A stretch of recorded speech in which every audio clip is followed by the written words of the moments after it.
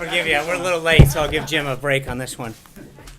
Thank you. Well, we're getting ready for the season. Got a couple coming. Sorry for the delay, guys. It's budget day. I was supposed to kick this off with Director Mulvaney. He's still on a call with the governors. We continue to host a ton of briefings today with key stakeholders, and so my goal, if this times out right, is that as we finish up, Director Mulvaney will walk in the room right on cue, and then he will talk to you a little bit about the budget, and we'll walk through Q&A on that. So hopefully this all works. I'm going to skip past the part where I say thank you, Director Mulvaney. As the director will say, the president's budget blueprint keeps his promise to put America's security first, turning his words directly into policies that restore and respect for our citizens' hard-earned tax dollars. There were some additional non-budget events of the day. This morning, the president had a bilateral meeting with the Taoiseach Kenny of Ireland. Our two nations have a long history, common values, and important economic ties. The president was honored to host him here in the Oval Office and recommit to strong social, political, and economic relations between the U.S. and Ireland. This afternoon, the president made the remarks at the Friends of Ireland luncheon at the Capitol.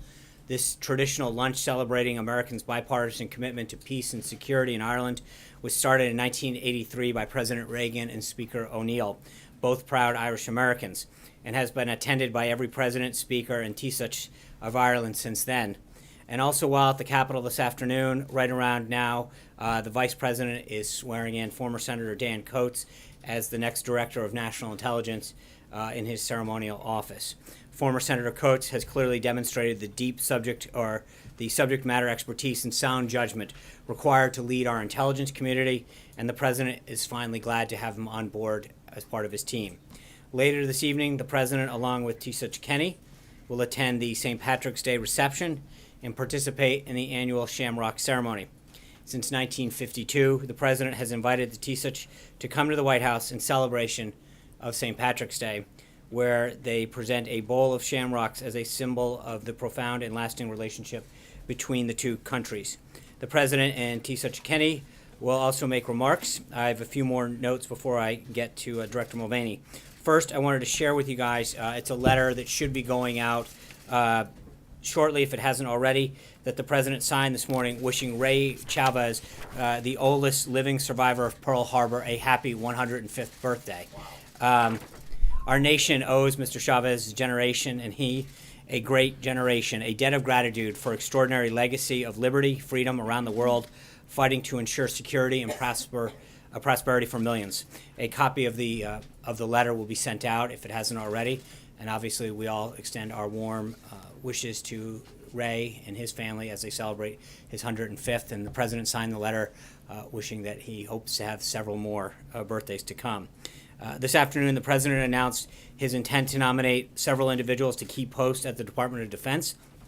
Robert Daigle as the Director of Cost Assessment and Program Evaluation, Elaine McCluster as Principal Deputy Undersecretary of Defense, David Norquist as Undersecretary of Defense and Comptroller, Kenneth Rapano as Assistant Secretary of Defense for Homeland Security and Homeland Defense and Global Security, Patrick Shanahan as Deputy Secretary of Defense, and David Joel Trachtenberg as Principal Deputy Undersecretary of Defense for Policy. The President's glad to have these extremely qualified men and women on board to assist Secretary Mattis as he undertakes the great rebuilding of our nation's military. Also this afternoon, the President declared a major disaster in the state of California and ordered federal assistance to supplement state, tribal, and local recovery efforts in the areas affected by severe winter storms, flooding, and mudslides this January. We also announced this afternoon that Second Lady Karen Pence will lead the presidential delegation to the 2017 Special Olympics World Winter Games in Austria. The House Budget Committee met earlier this morning and approved the American Health Care Act, making it now the third committee to move the AHCA forward. We're working hand in glove with the House to consider improvements, and we're confident that this thoughtful and thorough process will lead to legislation that reforms our health care, making it more affordable and accessible to every American. Since we won't have a chance to meet tomorrow in light of the President and Chancellor Merkel's press conference, I want to quickly walk you through a couple of events on the President's schedule. Tomorrow, of course, the president will welcome German Chancellor Merkel here to the White House, rescheduling from the snow, inclement weather that prevented that from happening the other day. The president and the chancellor have a series of meetings, and then we'll host a roundtable focusing on the importance of vocational training with both American and German business leaders. They will also have a press conference in the afternoon. We'll have details on the entire day later this afternoon. Also tomorrow, the president will attend a listening session with Veterans Affairs and VA Secretary Shulkin and representative from the various veteran services organizations. It's incredibly important to the president that we reform the VA system so they can fulfill the promises made to the men and women who risk their lives for our nation. He looks forward to discussing potential changes that can help improve the Veterans Administration. On Monday, the president will meet with Bill Gates, the co-founder of Microsoft. He'll also have lunch with the vice president and a meeting with the Secretary of State. Later that afternoon, the president will welcome Prime Minister Abadi of Iraq to the White House. And on Wednesday, the president has invited all 49 members of the Congressional Black Caucus to come to the White House for a meeting. The president looks forward to welcoming for what he hopes will be a productive discussion. And I also want to remind everyone that I did yesterday via Twitter that the lottery for the 139th annual White House Easter egg roll is open until Saturday, of this coming Saturday.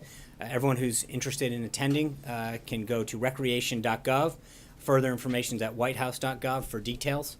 At his rally last night, the president addressed the decision by the federal district court in Hawaii to block his lawfully executive order.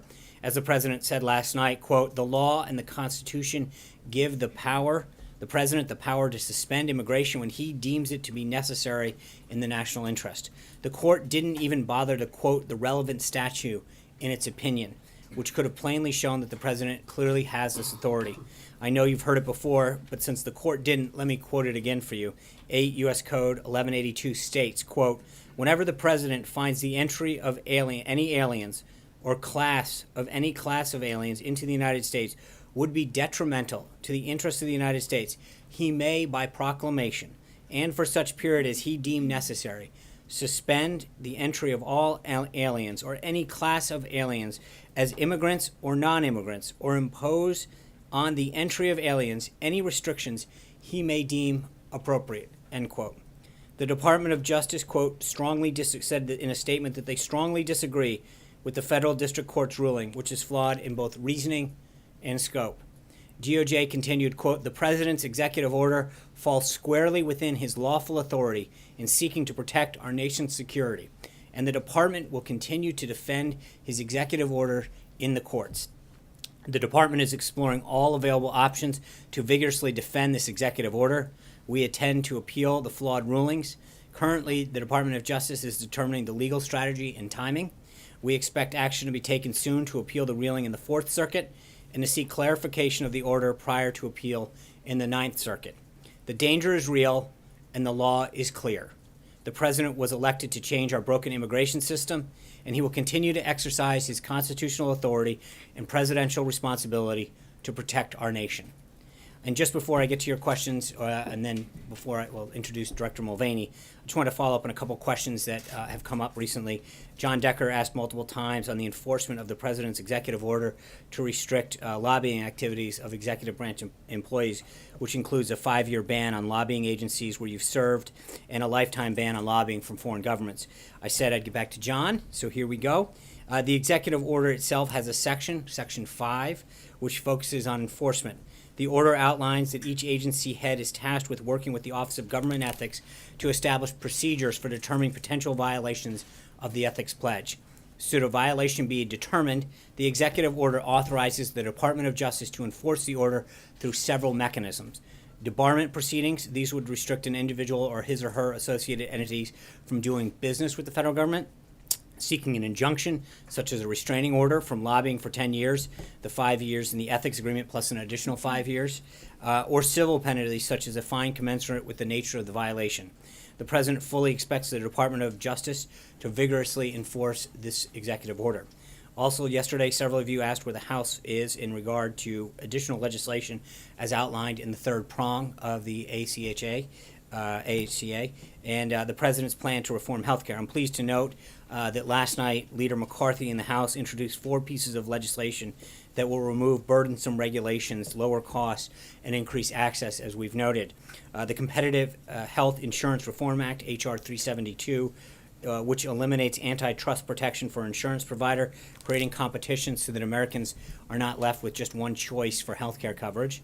The Small Business Health Fairness Act, H.R. 1101, which allows small businesses to band together and negotiate lower prices. The Protecting Access to Care Act, H.R. 1215, which limits frivolous lawsuits that unnecessarily drive up health care costs. And the Self-Insurance Protection Act, H.R. 1304, which protects workers who get their health care coverage from employers that self-insure by providing a backstop on catastrophic losses. And finally, in terms of following up from yesterday, in regard to the DOJ's indictments of Russian hackers on Yahoo data, this action demonstrates the United States' commitment to identifying cyber criminals and bringing them to justice no matter where they are. It also highlights the criminal importance of international cooperation to our cyber regime. And like I said yesterday, as though this is a lawful enforcement action, anything beyond that, I would direct you to the Department of Justice and the FBI for further details. Before I continue, let me turn it over to Director Mulvaney to talk a little bit about the budget. Director. Thanks very much. Good afternoon and happy day before St. Patrick's Day, also known as Budget Day. Most of you heard me talk about the budget before, so I'm not going to say too many things in opening before we get to your questions. But we will remind you that this is what we're calling the America First budget. We had an America First candidate. You now have an America First president, and it shouldn't surprise anybody that we have an America First budget. You've seen the details. As we talked about last week, $54 billion of additional defense spending. We have some more details today on where that money is going. We're seeing increases at the VA, increases within the Department of Justice for law enforcement, increases within the Department of Homeland Security for things that include border security and immigration controls. Increases within the Department of Energy to deal with a nuclear triad, and then corresponding reductions in similar amounts, offsetting dollar for dollar in other programs. The largest reduction, if you've seen the budget already, is a 31% reduction within the Environmental Protection Agency. The next largest reduction on a percentage basis is within the Department of State, and the other departments are reduced in lesser amounts. I think the smallest reduction we have is NASA, which is just less than 1%. But there again, as with many of the agencies, you'll see certain line items within those budgets plussed up. This is the message the president wanted to send to the public, to the press, to Capitol Hill. He wants more money for defense, more money for border enforcement, more money for law enforcement generally, more money for the vets, more money for school choice, and then to offset that money with savings elsewhere so that all of that is done without an additional dollar added to the deficit. As I've mentioned before, this budget does not balance the budget. This budget simply reallocates and reprioritizes spending as any family or business would do. This budget does not, for those of you who were not here last week, this budget does not address the big picture items such as policy changes, revenue flows, tax policy, mandatory spending. This is simply the top line spending budget. It's why we call it the budget blueprint and not the full budget. That full budget, which will contain all the rest of those pieces and parts, will be released in May. Before I take questions, I'm going to do something I don't ordinarily do, and I'm sure it's kind of new. I'm going to call on the New York Times because they're in trouble. Apparently, is there where's my New York Times guy? Matt Flagenheimer and Alan Rappaport, okay, are in big trouble. I'll give you the first question, but you have to deliver this message to them. They printed this morning that I'm the father of 17-year-old triplet girls. My 17-year-old daughter really wishes that were happy, or really wishes that had happened, but my two 17-year-old sons are really upset. So if you could clarify that, that would be great, and I'll give you the first question if you've got one. So go ahead. Okay, well, we're not very good at math, obviously, at the New York Times. Math is right. It's actually the gender that was wrong. But, sir, during the campaign, President Trump, then candidate Trump, talked about the national debt, which, of course, has reached around $20 trillion. You mentioned it in your budget message this morning. Is there a plan, as the president talked about during last year's campaign, to actually eliminate the national debt in 8 years? He said during the campaign it would be easy to actually eliminate the entire debt, not the deficit, but the debt in 8 years. Is that something that this president is actually committed to trying to do? It's a good question. It's a fair question. I would just suggest to you it's not the right time for the question. The budget blueprint, again, does not deal with the debt. It even doesn't even deal with the deficit. It is simply the first part of the appropriations process. We'll send this up to the Hill now, and the appropriations committees of the House and the Senate. Of course, the House controls the power of the purse. Congress controls the power of the purse. And this will be the first step in that process. We will start to address the issues of the longer-term deficit, longer-term debt in that larger budget. And of course, we'll have to deal at that time with things like mandatory spending, tax policy, revenue flows to the government. So again, it's a fair question. I just don't think now is the time to ask the question. John? Question, the 28% that comes out of the State Department, I know that you're leaving a lot of discretion to the people who are in charge there at all of these agencies for how to implement these cuts, but how much is intended to come out of the foreign aid budget of that $10 billion? A lot of it. Keep in mind, as I've said before, one of the reasons that you've seen such a dramatic reduction in the State Department on a percentage basis is not that this president thinks that diplomacy is not important. In fact, nothing could be further from the truth. We've already seen that Secretary Tillerson has had a tremendous one diplomatic success already on the deal he cut with Iraq. The president believes in diplomacy, and we believe that this budget protects that core function of the State Department. It just so happens that much of the foreign aid that the president talked about in campaign, much of the money that goes to climate research, green energy, those types of things, are actually in the State Department budget. If those line items had been in the Department of Commerce, you would see Department of Commerce having gone down by by a similarly large percentage. So the answer to your question is that most of the cuts within the State Department try to focus directly on foreign aid. Yes, sir.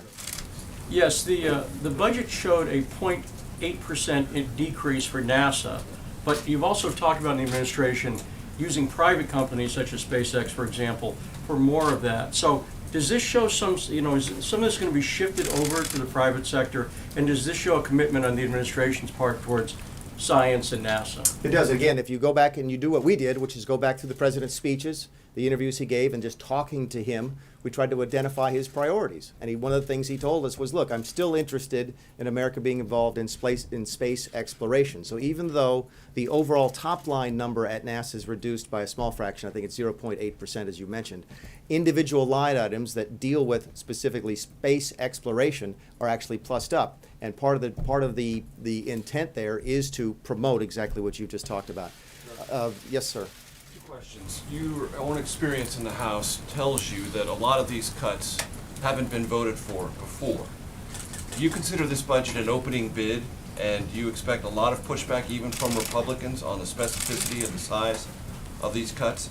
And secondly, to take your point about the president's words on the campaign, those of us who traveled around with him remember he said he didn't want to touch Social Security, Medicare, the big entitlements. The fact that that's not in this budget, is that a signal that those programs are going to remain untouched, and as the Committee for Responsible Federal Budget said, that ignores 70% of spending and 90% of its growth over the next decade? I'll deal with the second one first, which the president is absolutely going to keep the promises he kept on the campaign trail. Again, you will see no reference in Social Security here, no reference to Medicare here, no reference to Medicaid here, or any of the other mandatory programs, what some people call entitlement programs, because that's not what this budget is. This is the discretionary part of the budget, half of which, as you know, is defense, and the other half is everything else, the alphabet soup of government. So just because it's not here doesn't mean we're dodging the issue. You would never see in any budget blueprint that deals with the top line spending numbers, Social Security, Medicare, and Medicaid. To your other question about it not being popular on the Hill, yeah, I can recognize that. I've been on the Hill enough to know that some of these will be very unpopular. Keep in mind, the president is in a unique position. I've been a member of Congress. I represented 700,000 people in South Carolina. I had my constituency. It was a district. Senators represent an entire state. We're always dealing with special interests from back home. We're dealing with lobbyists from back home. The president is beholden to none of that. The president is drafted a budget for the entire nation because that's who he sees himself as representing. He did not ask lobbyists for input on this. He did not ask special interests for input on this, and he certainly didn't focus on how these programs might impact a specific congressional district. But we know that going into it. And again, the message we're sending to the Hill is we want more money for the things the president talked about, defense being the top one, national security, and we don't want to add to the budget deficit. If Congress has another way to do that, we're happy to talk about it. Yes, sir, in the glasses. James Bays from Al Jazeera. The United Nations says the world's currently facing the largest humanitarian crisis since the end of World War II. 20 million people in just 4 countries facing starvation or famine, and yet you're cutting funding to the UN funding to the foreign aid budget. Are you worried that some of the most vulnerable people on earth will suffer as a result? We're absolutely reducing funding to the UN and to the various foreign aid programs, including those run by the UN and other agencies. That should come as a surprise to no one who watched the campaign. The president said specifically, hundreds of times, you covered him, I'm going to spend less money on people overseas and more money on people back home. And that's exactly what we're doing with this budget. Yes, ma'am. Yes. Given your focus on dollar for dollar offsets in fiscal 18, for your fiscal year 2017 request, you didn't insist on dollar for dollar offsets. Why is that? Why are you not concerned about adding to the deficit in fiscal 2017? The large part of the question deals with the 2017 request, which is a $30 billion. I think it's actually $3 billion and a half in there for the wall, and it's not entirely offset. There's a couple reasons for that. One of them is time. Another one is that some of that is what they call overseas contingency operations. Now, you also know that I have a somewhat colored history with the overseas contingency operation, but I will tell you that we went through this and made sure that the money that's being requested is true OCO. Means that it's focused truly on the areas where we involved overseas, Iraq, Syria, Afghanistan, those types of places. So we have sent them $18 billion worth of proposed reductions for the 2017, but not all of them were offset. Yes, ma'am. Melanie Order, CNSNews.com. The president has called for eliminating funding for the Corporation for Public Broadcasting and the National Endowment for the Arts. Yet the Republican Congress sends the president appropriations bills that fund CPB and NEA. Will he veto those bills and tell the Republican leadership to send bills that defund those things? I think the message the president sent right now is that we want to defund those, and there's completely defensible reasons for doing that. It's a simple message, by the way. I put myself in the shoes of that steel worker in Ohio, the coal mining family in West Virginia, the mother of two in Detroit, and I'm saying, okay, I have to go ask these folks for money, and I have to tell them where I'm going to spend it. Can I really go to those folks, look them in the eye, and say, look, I want to take money from you, and I want to give it to the Corporation for Public Broadcasting? That is a really hard sell. In fact, it's something we don't think we can defend anymore. As to specific vetoes, you and I both know it doesn't come over one by one. Line item by line item doesn't come over. They come over in large appropriations bills. And we'll work with Congress to go through the appropriations process, and we will make determinations on whether or not to sign appropriations bills or veto them at the appropriate time. Yes, sir. There's several places in the budget where you're talking about eliminating funding for unauthorized programs. Yeah. Are you laying down a marker about unauthorized programs, and do you think spending discipline would be improved if Congress authorized everything that it was? We hope so. For those of you who aren't familiar with this, we actually spend a lot of money in the federal government that's on programs that aren't authorized at all. Remember, the spending is sort of, to break it down, it's sort of a three-step process to spend money. You have to budget for it first. Then you have to authorize it, and then you have to appropriate it. But a lot of the programs that we've spent money on for years have been unauthorized spending. Either they used to be authorized, actually most of them used to be authorized and then they simply lapsed, and some of them were just never authorized in the first place. They simply were appropriated without any authorization. And yeah, the message is that's not the right way to do it. In fact, we think that's the wrong way to do it. You heard the president talk specifically on the campaign trail about at least 5% reductions for unauthorized programs, and that's what generated this budget. Yes, sir. Director Mulvaney, you talk about this budget basically keeping the promises that the president made during the course of the campaign. The housing and urban development, from housing and urban development, this budget blueprint calls for a 13% reduction, $6 billion.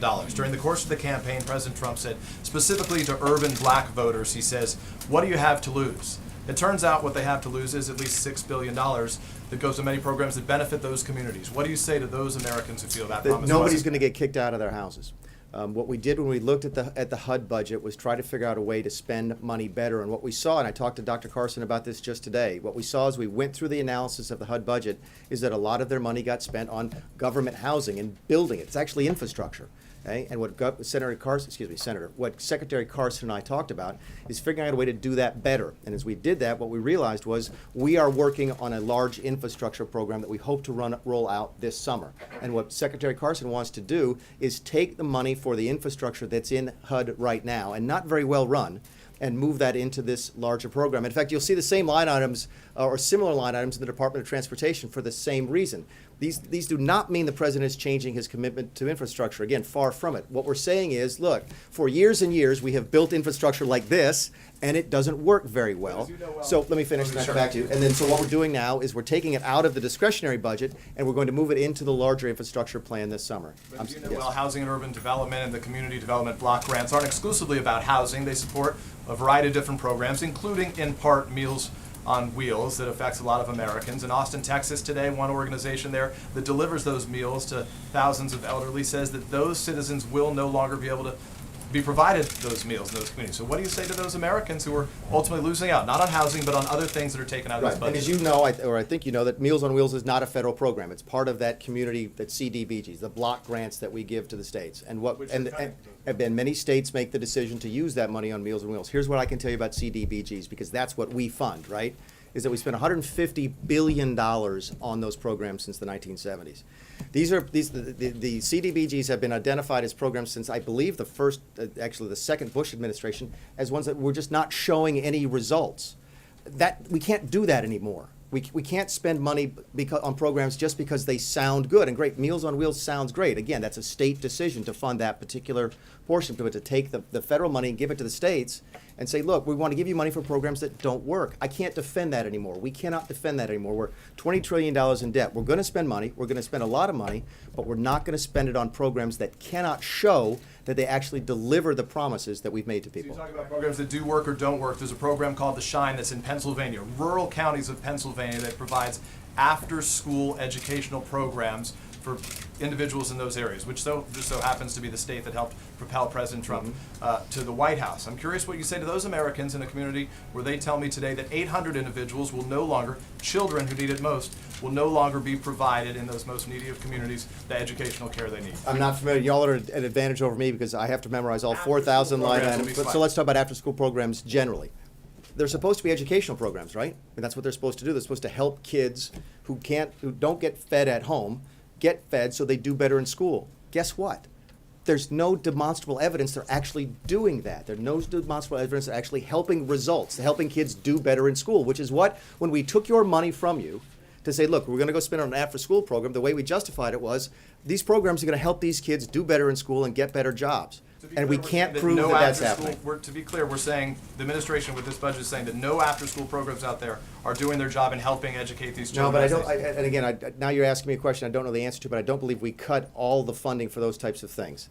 Yes, sir. Mr. Mulvaney, just to follow up on that, you were talking about the steel worker in Ohio and the coal miner in Pennsylvania and so on, but those workers may have an elderly mother who depends on the Meals on Wheels program, who may have kids in Head Start. And yesterday or the day before, you described this as a hard power budget, but is it also a hard-hearted budget? No, I don't think so. In fact, I think it's probably one of the most compassionate things we can do to actually Programs that help the elderly and You're only kids? focusing on half of the equation, right? You're focusing on recipients of the money. We're trying to focus on both the recipients of the money and the folks who give us the money in the first place. And I think it's fairly compassionate to go to them and say, look, we're not going to ask you for your hard-earned money anymore. Single mom of two in Detroit, okay? Give us your money. We're not going to do that anymore unless we can What if that guarantee. single mom has Please two let me kids in finish. Head Start? Please let me finish. Unless we can guarantee to you that that money is actually be used in a proper function. And I think that is about as compassionate as you can get. Yes, ma'am. I have a question on the border wall. Sure. Maria Pena with La Opinion, thank you for doing this. The budget, as I understand it, asks for 4.1 billion, so 1.5 for this year and 2.6 for the following year. There's no mention at all of whether or not Mexico is gonna help pay for it or reimburse the US for it, as the president pledged. So where is that money coming from for the border wall? A couple of things. Your number is correct. It's 1.5 for 2017, back to your question about 2017, and I think 2.6 for 2018. People have asked me a couple of times, does that build the whole wall? No. It doesn't, but it gets us a start on the program, and you see some of the wall being built this year. And then, of course, obviously, we increase funding in 2018, but the wall will take longer than 2 years to build. As to the source of funds, that's up to the president and the Treasury and the State Department. I'm the guy, we're the guys at OMB and the gals at OMB who take the money that we have and allocate it on a budgetary process. So it's up to somebody else to figure out where the money comes from. Yes, sir. Yes, the budget for DOJ zeroes out reimbursements for state and local jails holding immigrants immigrants in the country illegally. Some of that money now goes to sanctuary cities. Is that part of the president's promise to withhold funding from sanctuary cities?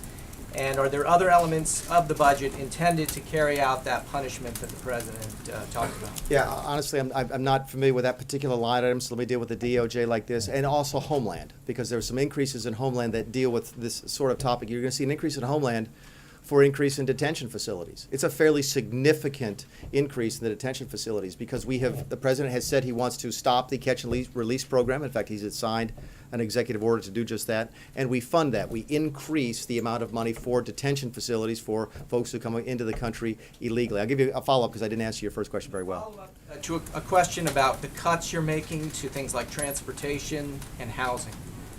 You said those would be paid for later with other appropriations, but you said this would be balanced.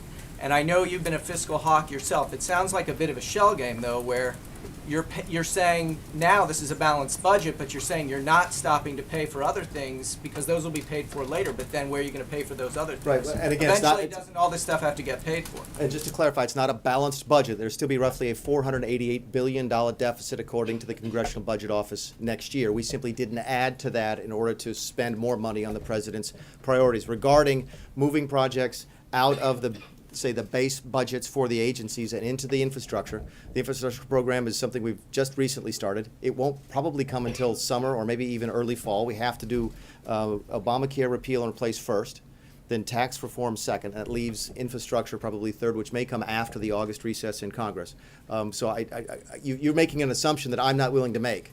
You're making an assumption that all that infrastructure that we provide for later on in the year is going to go to the deficit, and I'm not willing to make that assumption. Yes, sir. Hi, Director. I have two short questions. One, the blueprint provides robust funding for embassy security, Yes, sir. citing the Benghazi Accountability Review Board. Does that mean there'll be an increase, considering all the criticism that the president and Republicans levied against President Obama for supposedly cutting embassy security? That's one of those line items that we leave up to Secretary Tillerson. He and I talked about the State Department budget and how he decides to allocate that. It may be that there are some embassies that don't need a lot more security and some that do, so we give him the flexibility to do that. The gentleman in the back had a question. Many countries around the globe didn't take very seriously President Trump that he will cut the foreign aid because most of the countries getting U.S. aid were not with the U.S., supporting terrorism against the U.S., and also they were not voting with the U.S. So how does President Trump feel now about those countries? Will they continue the aid? Because U.S. taxpayers have been asking that we don't have to spend on those countries who are against the U.S. Yeah, again, I come back to what the president said on the campaign, which is that he's going to spend less money overseas. To your question, though, because this came up the other day, which is the hard power versus soft power, there's a very deliberate attempt here to send a message to our allies and our friends, such as India, and our adversaries with other countries, shall we say, which is that this is a hard power budget, that this administration intends to change course from a soft power budget to a hard power budget, and that's a message that our adversaries and our allies alike should take. I'll take one more because I'm sort of running down. Yes, ma'am. Thanks, Doctor. Can you explain a little bit more about what message the president is trying to send by eliminating a lot of funding for science and climate change, as research, as you mentioned earlier, and just to follow up later when you have a chance to answer that. Sure. A couple different messages when we talk about science and climate change. Well, let's deal with them separately. On science, we're going to focus on the core function. There's reductions, for example, I think in the NIH, National Institutes for Health. Why? Thank you. Why? Because we think there's been mission creep. We think they do things that are outside their core functions. We think there's tremendous opportunity for savings. We recommend, for example, that a couple of facilities be combined and there'd be cost savings from that. Again, this comes back to the president's business person view of government, which is if you took over this as a CEO and you look at this on a spreadsheet and go, why do we have all of these facilities? Why do we have 7 when we can do the same job with 3? Won't that save money? And the answer is yes. So part of your answer is focusing on efficiencies and focusing on doing what we do better. Regarding the question as to climate change, I think the president was fairly straightforward. Is that we're not spending money on that anymore. We consider that to be a waste of your money to go out and do that. So that is a specific tie to his campaign. Yes, I'm sorry, you had a follow-up, and then I'm Neil, gonna. just really quick on Meals on Wheels, you mentioned that it's one of those programs you guys determined had not been doing its job effectively. What evidence are you using to make that statement, and is not feeding seniors in and of itself the fulfillment of the And program my understanding vision? from having been in the state government, and I may have this wrong, I've been wrong several times today, this may not be the first time, but my understanding of Meals on Wheels is that that is a state determination. Federal government doesn't directly fund that. It funds the central community development block grants, the CDBGs, and some states choose to take the money and do Meals on Wheels. Other states and localities might choose to do something else with them. We look at the CDBGs, and when we do that, we look at this as $150 billion spent over 40 years without the appreciable benefits to show for that type of taxpayer expenditure, and that's why we have the reduction. To the CDBG. No, because I'm going to elaborate. How Sean does this every day for an hour and a half, I have no idea. But I'm going to. Keep going. Yeah, exactly.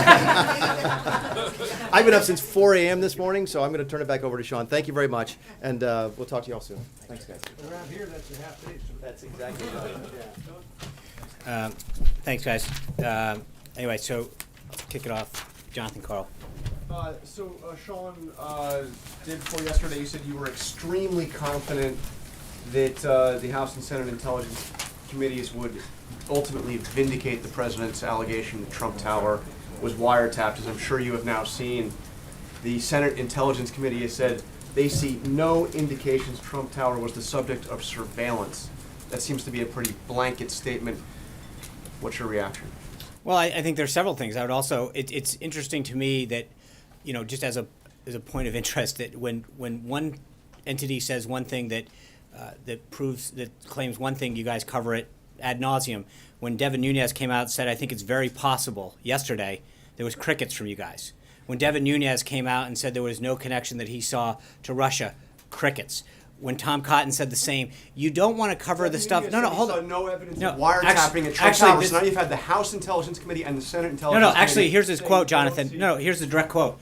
I think it's very possible, end quote. That's what he said when he said the president's communications could have been swept up in collection. So again, I saw no indication of wiretapping. I understand that, no and evidence of wiretapping. I think the president's been very clear when he talked about this, and he talked about it last night. When we talked about wiretapping, he meant surveillance, and that there have been incidents that have occurred. Devin Nunes couldn't have stated it more beautifully, but you choose not to cover that part. You chose not to cover when Tom Cotton went out, when Richard Burr went out, when others, Chairman Nunes and others, and said that there was no. Hold on.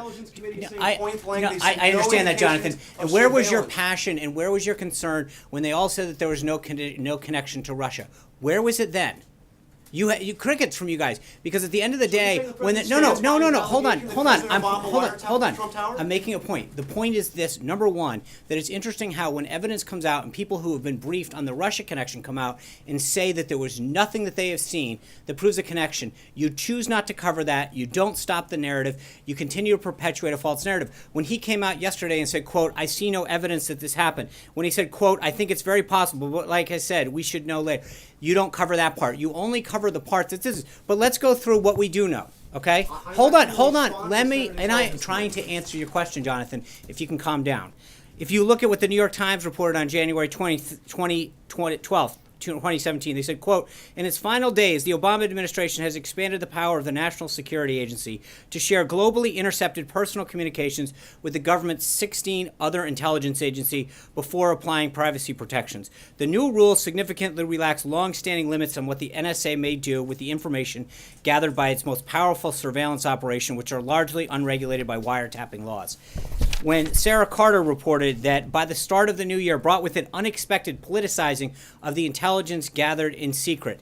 Separately, the Obama administration amended a long-standing executive order allowing information intercepted through FISA warrants or by the National Security Agency to be shared by a wider audience in 16 government agencies as Obama was leaving offices. Intelligence normally reserved for just a handful of intelligence leaders was spread throughout briefings to scores of workers, and soon leaks began appearing in news media organizations, often in stories lacking context of how national security investigations are actually concluded. On March 3rd, Fox News chief anchor Brett Baer said the following, quote, there's a report in June 2016, a FISA request by the Obama administration forwarded intelligence surveillance court to monitor communications involving Donald Trump and several other campaign officials. Then they got turned down, then in October. Then they renewed it and do a startup wiretap at Trump Tower with some computer and Russian banks. Baer continues. A June FISA request that foreign intelligence surveillance courts get shot down. A judge says, Jonathan, you can ask, you can follow up. A judge says no go to monitoring Trump Tower. They go back in October. They do get a FISA granted. This is wiretap going on in a monitoring of computers that is sometimes they believe to a Russian counts. By all accounts, they don't come up with anything in the investigation, but the investigation continues and we don't know it. On November 11th, 2016, days after the election, Heat Street reported, quote, 2 separate sources with links to the counterintelligence community had confirmed to Heat Street that the FBI sought and was granted a FISA warrant in October, giving counter-surveillance intelligence permission to examine the activities of U.S. persons in Donald Trump's campaign with ties to Russia. The first request, which sources say named Trump, was denied back in June, but the second was drawn more narrowly and granted in October after evidence was presented of a server, possibly related to the Trump campaign and its alleged links to 2 banks, SVB Bank and Russia's Alpha Bank. Sources suggest that a FISA warrant was granted to look at the full context of related documents that concern U.S. person. 2 separate sources with links to the counterintelligence community have confirmed that the FBI sought and was granted a FISA warrant in October, giving counterintelligence permission to examine the activity of U.S. persons in Donald Trump's campaign with ties to Russia.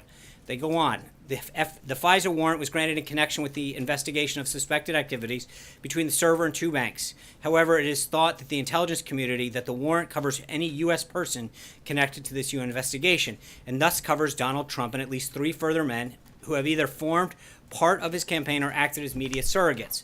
On January 19th, the New York Times reported the following. American law enforcement and intelligence agencies are examining intercepted communication and financial transactions as part of a broad investigation of possible leaks between Russian officials and associates of President-elect Donald J. Trump.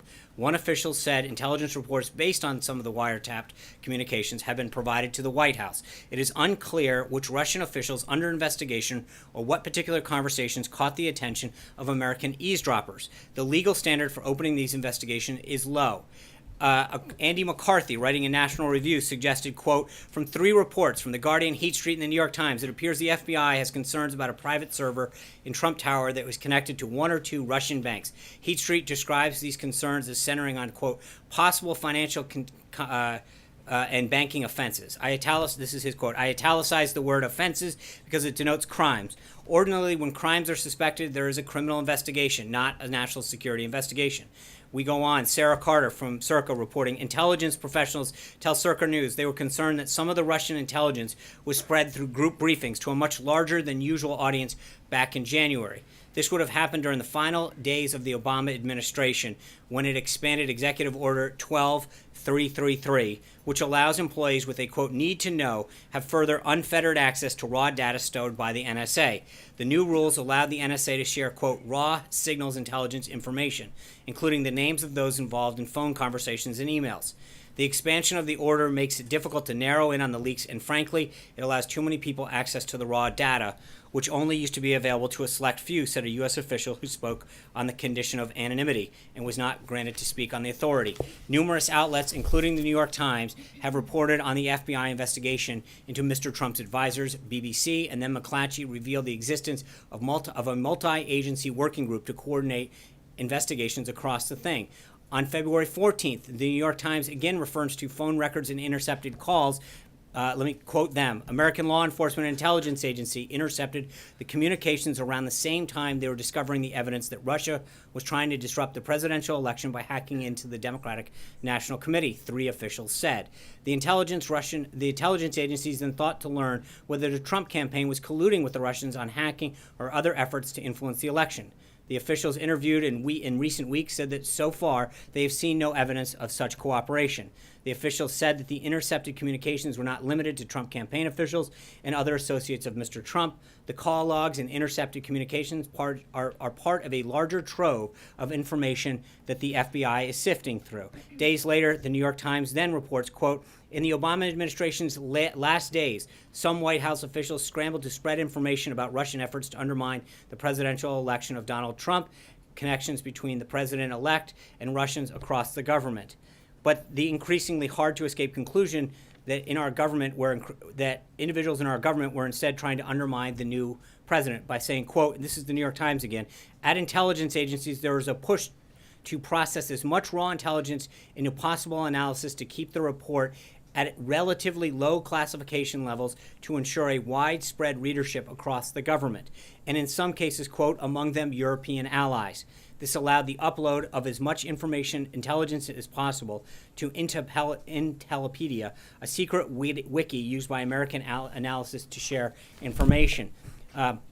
Sean Hannity went on Fox to say, quote, but protections which are known as minimization procedures have been put in place to protect Americans that are not under warrant, American citizens that are caught up in their surveillance. And, quote, by the way, their identities are protected. Their constitutional rights are be protected. Now, of course, this was not the case with Lieutenant General Flynn because a transcript of his call was created and then given to intelligence officials who then leaked this information, which is a felony, to the press that printed it, end quote. Last, on Fox News on March 14th, Judge Andrew Napolitano made the following statement, quote, 3 intelligence sources have informed Fox News that President Obama went outside the chain of command. He didn't use the NSA, he didn't use the CIA, he didn't use the FBI, and he didn't use the Department of Justice. He used GCHQ. What is that? It's the initials for the British intelligence spying agency. So simply by having 2 people saying to them, President needs transcripts of conversations involving candidate Trump's conversations involving President-elect Trump, he's able to get it, and there's no American fingerprints on this. Putting the published counts and common sense together, this leads to a lot. So, Sean, are you So, saying John. that despite the findings, the bipartisan findings of the Senate Intelligence Committee, No, they're not findings. There's a statement out today. They have not begun this. As you know, yesterday or 2 days ago, the Department of Justice asked for an additional week. So the statement clearly says that at this time that they don't believe that. They have yet to go through the information. The Department of Justice, as you know, has not supplied this. But I've just read off to you. It's interesting. When the New York Times reports... Hold on. Let's do that whole long answer. Thank you. That's my Appreciate question. Okay. So, are you saying that the president still stands by his allegation that President Obama ordered wiretapping or surveillance of Trump Tower, despite the fact that the Senate Intelligence Committee says they see no indication that it happened? Does the president still stand by the allegation? First of all, he stands by it, but again, you're mischaracterizing what happened today. No, The Senate, I know. I'm reading exactly from their statement. I understand that, and at the same time, they acknowledge that they have not been in contact with the Department of Justice. So, but again, I go back to what I said at the beginning. It's interesting. Hold on. It's interesting how, at the same time, where were you coming to the defense of that same Intelligence Committee and those members when they said there was no connection to Russia? You didn't seem to report it then. There was no. So you want to comment and you want to perpetuate a false narrative. Actually, I did report that Clapper said that. But when those individuals have gone out time and time again, when Chairman Nunes has said, number one, that there was no information that he's aware of that existed, that got 0 reporting. Number 2, when he went out yesterday and said, quote, I think it's very possible, you don't include that in the question mark. The bottom line is that the president said last night that he will be providing, that there would be additional information coming forward. There's a ton of media reports out there that indicate that something was going on during the 26th election. And I think it's interesting. Where was the questioning of the New York Times or these other outlets when that was going on? Where was the question? I believe you will. Jim. Yeah, you were just quoting Sean Hannity there. The House and Senate Intelligence Committees are quoting the FBI. I get you're going to cherry pick. The FBI director, you're citing Sean Hannity No. and Andrew Napolitano. You also tend to overlook all of the other sources because I know you want to cherry pick it. But you do. But where was your concern about the New York Times reporting? You didn't seem to have a concern with that. We have done plenty of reporting on all of this. No, but you want to cherry these pick connections between one piece of commentary. Associates of the president to the Russians. That has all been looked at. And wait. How do you know all this? How do you seem to be such an expert in this? I'm saying that this has been looked at, Sean. How do you know it's been looked at? Hold on. Where is? I'm sorry. I'm afraid to understand. Where can you tell me how you know that all of this is quote been looked at? You're asking me whether you or not made a it's been looked statement. at. You said quote. All of this has been looked at. Other outlets have reported. No. So when your outlet says it's all been looked at, the president and the Russians during the 2016 campaign, it sounds like during the context of that investigation, there might have been some intercepted communications. The House Intelligence Committee chairman did mention that, and we have reported that. Others have reported that. on our air and various publications. But Sean, what you are refusing to answer, the question that you're refusing to answer is whether or not the president still No, I'm believes not. what he I just believes. said it to Jonathan. I didn't refuse to But answer you have a Senate and House Intelligence Committee, both leaders from both parties on both of those panels saying that they don't see any evidence of any wiretapping. So how can the president go on and continue to say Because that's not these because things? you're mischaracterizing what Chairman Nunez said. He said, quote, I think it's possible he's following up on this. So to suggest that is actually, and you're stating unequivocally that you somehow... Literally, he said if you take the Right, president and I think that literally, we've already he cleared is that wrong. up. And he said exactly that, but the president has already said clearly when he referred to wiretapping, he was referring to surveillance. So that's... But it sounds like, Sean, that Okay. you and the president are saying now, well, we don't mean wiretapping anymore No, because and we- that's not true anymore. No, so now we're going to no, expand no, that that's to not- other forms of surveillance. What's it going to be next? No, Jim, I think that's cute, but at the end of the day, we've talked about this for 3 or 4 days. What the president had the quote wiretapping in quotes. He was referring to broad surveillance, and now you're basically going back. We talked about this several days ago. The bottom line is that the investigation by the House and the Senate has not been provided all of the information. And when it does, but where was the concern? Hold on, I just reports, not evidence. No. Not What I conversations think the with president FBI addressed director. that last night and said there's more to come. These are merely pointing out that I think there's widespread reporting that throughout the 2016 election there was surveillance that was done on a variety of people that came up. Investigation Well, going how on do into you- whether Jim, there were I contacts find it between interesting the that you- president's campaign you and the somehow Russians. believe that of you- course, they're going to be looking at Okay. these various things. Okay, I mean, I isn't get that it. Somehow, you seem to believe that you have all of this information. You've been read in on all of these things, which I find very interesting. I have been read in by the FBI Well, no, director, you're but the coming to House some and Senate serious intelligence conclusions committees have for a been. guy that has zero intelligence class.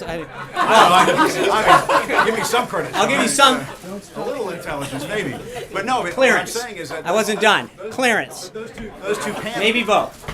Well, come on. Those two panels have spoken with the FBI director, and I I've been told understand there's that. no evidence of this. Okay, So why I not think just- this question's been why don't asked we and just answered, end Jim. This farce and just have the Because president say it's he was interesting wrong. how you jump to all of these conclusions about what they have, what they don't have, and you seem to know all the answers. But at the end of the day, there was clearly a ton of reporting. Hold on, Jim. Let me answer. No, I think that there's been a vast amount of reporting, which I just detailed, about activity that was going on in the 2016 election.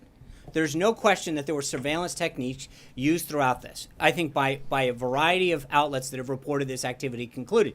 So, and I think when you actually ask those two people whether or not, and as Chairman Nunes says yesterday, when you take it literally in wiretapping, the president's already been very clear that he didn't mean specifically wiretapping. He had it in quotes.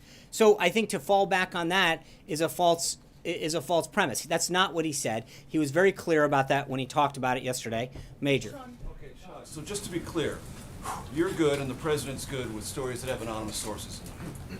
No, it's interesting. I think it's when it comes to the Russia story and the on-the-record sources who have been briefed by the FBI continue to conclude that there's nothing there. You guys continue to fall back on these anonymous sources and perpetuate a false narrative. And yet, when it comes to us talking about all these reports in there, you then criticize anonymous sources.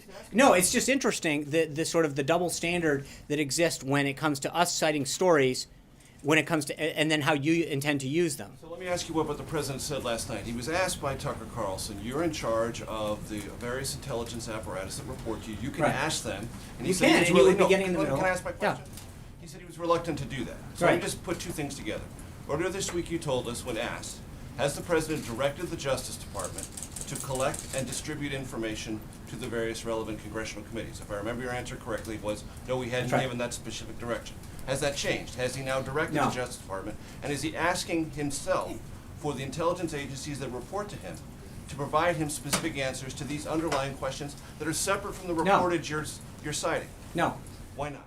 Because I think we've covered this before. I think that gets into interfering this, and I think that the appropriate process is to allow the House and the Senate to do this so that it doesn't appear as though we're interfering. I understand that. But as I mentioned to you this the other day, Major, if we go ask them, then you're going to turn around and say, you guys interfered with something and you pressure them. It's a catch-22 for us. And the bottom line is that I think the president made it clear 2 Sundays ago that he wanted the House and the Senate Intelligence Committee to work with these agencies to collect the information and make a report. That's what we're doing in order to make sure that there's a separation from us so that you can't turn around and then accuse us of forcing or pressuring an agency to produce a document.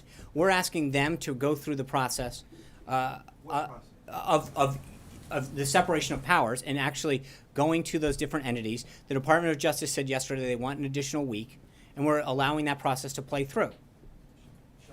Got it? Abby? So Sean, is the president making these statements based on classified information?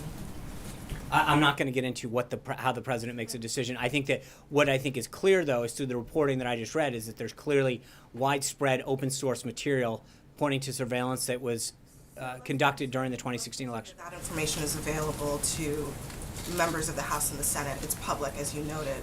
They are looking at that same information, making a conclusion. No, they that have they're- clear. No, that's not true. not seen any evidence to back up the president's claims. So if there is other information, why won't the president release it? Again, I'm not going to get into that yet. I think the president discussed that last night on his interview, and we'll let the process play out. I understand what he discussed. I think they have clearances in the House and the Senate Intelligence Committees. They're able to conduct this. Alexis. Sean, I'd like to ask you about two topics, but can you help us all by calling on Peter right now? No, I'm going to. I understand. I actually called the question. Alexis, if you don't want to answer the question, I can call on somebody else. on the New York No, Times, thank you. please? Gabby. Thanks, John. In the case that Judge Watson issued against the restraining order against Trump's the president's second travel ban, he included one of the president's tweets, and this was also included in the Washington State case. So I'm wondering, does it give the president any pause that this virtual paper trail is having an impact on advancing his agenda? Well, I mean, I think that the Department of Justice statement speaks for itself when it comes to that last night. The federal law that I read out clearly gives the president the authority. This is what we argued during the first one.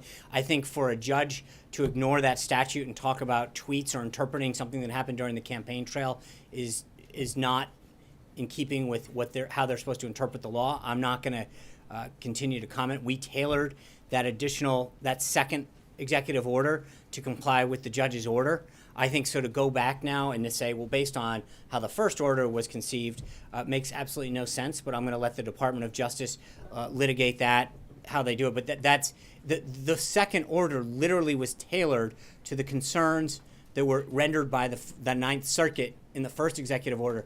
So for them to then turn around and make arguments that are non-germane seems kind of odd. But I'll let the Department of Justice do that. Zeke.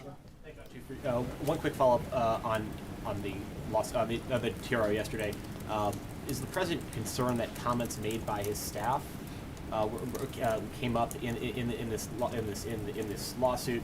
Particularly the comments by Stephen Miller saying that the second travel ban would have roughly the same policy outcome as the first. That was the intent, and that was used by the judge in that case to sort of to get that TRO yesterday. Is he concerned that that there's mixed messaging coming out of the West Wing on this ban? No, he's not. And I think that the Department of Justice will be pursuing avenues that will seek to remedy this.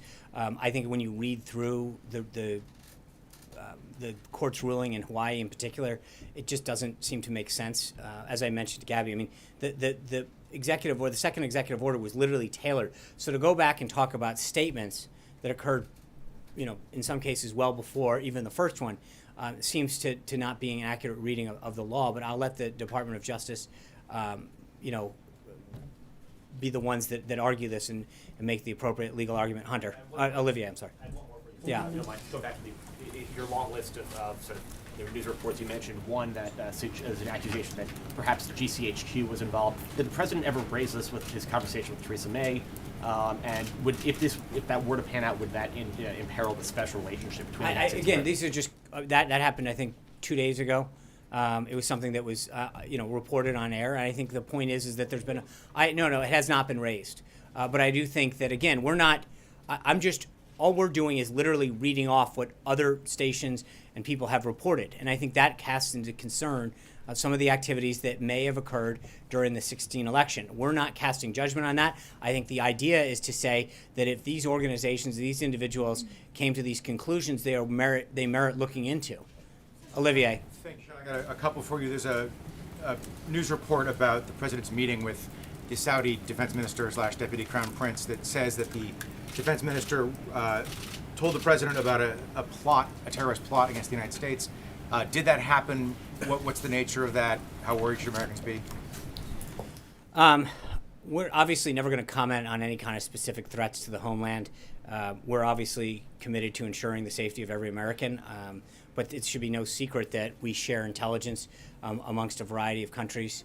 And so we would never comment on a potential threat or not that existed, but we appreciate several countries that we work with closely to make sure that we do what we can to protect the homeland. One more. Secretary Tillerson in Asia said that 20 years of diplomatic efforts have failed to get North Korea to denuclearize. That's plainly true, but the question, I guess, that comes up is, does the president plan a break from diplomacy altogether, or are we looking now at only the use of force or some other coercive measures? I'm not going to comment on that. I think the president never takes anything off the table. That's something he's been very clear about, and with that, Blake. Over the course of the campaign, the president had made a couple different, many comments about the budget and the deficit. At one point, he said he thought that he could get rid of the national debt over the course of 8 years. At another point, he said that he would insist on a balanced budget relatively soon. Now the baseline that the administration is giving us is, well, at least we're not adding on to the deficit, which is nearly $500 billion. So I'm curious as to how we got from that point to now to where he was talking at one point about eliminating a bunch, and now it's adding on to I think Director Mulvaney addressed that. I think, look, a couple things. Number one, the Senate dragged its feet on getting Director Mulvaney confirmed and in office. So I think we were behind the curve on having a director of OMB.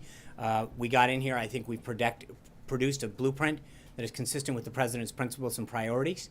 But he's already made it very clear that we'll have a budget probably sometime in May that will outline the more specifics of the revenue piece, the entitlement piece, and the full details of all of this. But that's eliminating a $20 trillion debt and tackling the current deficit is something that's going to take a little bit of time. It's something that the president is committed to reducing. And I think we've talked very extensively about the president's commitment to protecting taxpayer dollars and to using them more efficiently. This budget and a lot of the action the president has took on on other projects, including the F-18, the next generation of Air Force One, show that the president is committed on a very, very personal basis to getting involved in programs and policies to reduce the deficit and to respect taxpayer money. So this is step one, and it's a down payment on that goal. As for future steps, there are lots of cuts in here, but no matter which way you splice the numbers, anyone will tell you, if you want to drop it somehow, you got to get to entitlements. I understand. Is that on the table potentially, yes or no? Look, as Director Mulvaney put it, like he was chosen for this job because of his commitment to fiscal austerity and respect of taxpayer dollars and budgeting skills. And I think that we've got to get past today. Let us get down that, and we'll have more for you. But again, I think this budget is a huge down payment on the president's goal of showing his commitment to fiscal responsibility and respecting the taxpayer. Amen. Tax day is coming up. A lot of Americans putting together their tax returns. When the president puts together his tax return this year, will he release it publicly? Presumably it's not under audit, right? Well, St. Patrick's Day is tomorrow. That's what I'm more focused on. Presumably his 2016 returns are not under audit yet. So right. will he release those when he files them? We'll cross that bridge when it comes to it. I think the president's been very clear about his position on his tax returns, and we'll have to see where it goes from there. But the president's been very clear throughout the campaign and consistent that he's under a routine audit. John Gizzi. Thank you, Sean. Reading the draft of the budget and listening to Director Mulvaney's comments yesterday and today, it would appear that the National Endowment for the Arts would be phased out entirely in 2 years. Can you name any other government programs or even cabinet departments, such as housing and urban development and education, in which its entire function may be phased out or reduced to another agency in government or even the state? John, who's here from OMB, is the appropriate person to ask on that. I know that they've done several briefings on the budget. We could have OMB definitely get back to you on this if you can contact him after this. Caitlin. Going back to the fact that the president used wiretap in quotes, and last night he said it was very important that it was in quotes. But out of the 4 tweets where he accuses Barack Obama of wiretapping him, he only used quotes in 2 of them. In 2 of them, he specifically said that he tapped his phone. So he didn't use the term wiretapping. And just minutes ago, you said it was communications being swept up. So can you definitively say that he still feels like Barack Obama wiretapped Trump Tower? Or does he feel like it was broadly surveilled? I think, which is it? Look, he was very clear about this last night. He talked about it, as you said. Yeah, he was. He said that he meant it. He put it in quotes. It was very broad. And so that's what he meant by the use of the term. Huh? So was it phone tapping? No, it was surveillance. I think we've covered this like 10 times. There's no specific answer of what it was. What did I understand the that, Obama administration do to but try that's to the help? point of them looking into this, Caitlin. I think the idea is to look into this, have the House and Senate Intelligence Committees look into this and report back. Vivian. So I want to follow up on that. If all of this comes out and there's no proof that President Obama had any role in any wiretapping, that there was no wiretapping, will President Trump then offer an apology to I've President asked this Obama? like 3 times this week, and I think the answer is we're not going to prejudge where the outcome of this is. I think we've got to let the process work its will, and then when there's a report that comes out conclusive from there, then we'll be able to comment. But to jump ahead of this process at this point would be inappropriate. Can I go to Brian Crabtree of Salem Radio, Georgia? Sean, for taking questions from a talk radio host right here in Georgia and not in the DC swamp. First, I have 2 questions. On leaks of the president's tax returns and classified information, President Trump campaigned on draining the swamp. The American people then want to know why the FBI director Comey and Commissioner Acosta have not yet been fired by the Trump administration. And my second question is with regard to healthcare. Many conservatives are really concerned that Paul Ryan, Speaker of the House, is leading President Trump down a very long path on health care. Well, how do you react to that? Well, on the first one, there's no personnel updates with respect to with the exception of the ones that I mentioned today. On the second, Donald Trump's not one to be led down a path by anyone. I think he talked today at the lunch with the Taoiseach and Speaker Ryan that he is working hand in glove with the Speaker. He talked about it last night. This is a commitment that he has to enacting health care. This is a process that he is committed to, wants to see through because of a goal that he wants to achieve, which is making a more patient-centric healthcare system that lowers the cost and increases the options. But he doesn't get led down any paths. He leads very clearly. And I think if you listen to Speaker Ryan today, he's in agreement that there's been a strong partnership between the House, the administration, and I think the Senate so far to make sure that we get this bill done. And that's what our goal is going to be. And that's, so I would argue that we've actually done a pretty good job of getting that done. Jonathan. I want to ask you about the decision to cut the National Institutes of Health budget by 19%. It's, as you know, a very important part of the government for funding medical research. Yeah. Budget Director Mulvaney yesterday acknowledged that the private sector can't fill that gap. When there are rare diseases, we do need a really robust government presence. The President invited a rare disease patient to his speech to Congress so he could talk about medical innovation and new cures. How do you square those things when you're cutting NIH by 19%? And many conservatives actually wanted to increase the budget. I think Director Mulvaney somebody asked him during the Q&A period the same question. And he suggested that it wouldn't be, my outtake from listening to him yesterday was that it wouldn't be cut. I mean, But I almost again, wrote there's this that. assumption in Washington, Jonathan, that if you get less money, it's a cut. And I think that the reality is that in a lot of these, there's efficiencies, duplicity, ways to spend money better. And I think if you're wasting a lot of money, that's not a true dollar spent. And I think when you look at the way that Director Mulvaney and the President approached this budget, it was, can we get more with the same dollar? Can we find duplicity? Can we find efficiencies? Can we combine, facilities in some cases at NIH to enhance a better experience, whereby we actually have an outcome that's reduced savings? But to assume that because you spend a ton of dollars, you're going to get a better outcome. I mean, with all due respect, you look at the District of Columbia, they spend by far more per capita than any other city in the country on education. And I think they have, tremendous issues that are constantly being dealt with in their education system.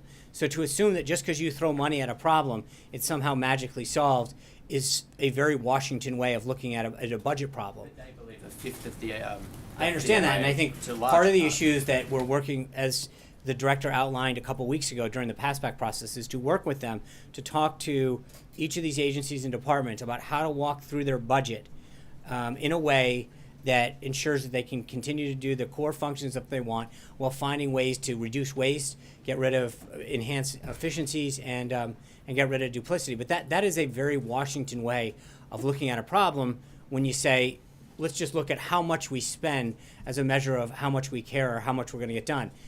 And I think that the president's been very clear as to what his priorities on this budget are and the outcomes that we expect from every dollar that we spend. So for being in office for 55 days or 50 some odd days, whatever it's been, we've had a unique ability to go forward so far and make a very strong commitment to enhancing our national security, to protect the country and to keep America safe and its citizens safe, while at the same time making sure that we don't ask for people to work harder, to send more to Washington, that gets ultimately wasted. I just don't see how that's showing respect to the American people or the American taxpayer, especially when so many people are working 2, sometimes 3 jobs, or or both parents are working just to get by, pay the mortgage, and we're saying, hey, don't worry, keep sending more money to Washington, and we're not going to take the time. But there should be a review of all of these agencies.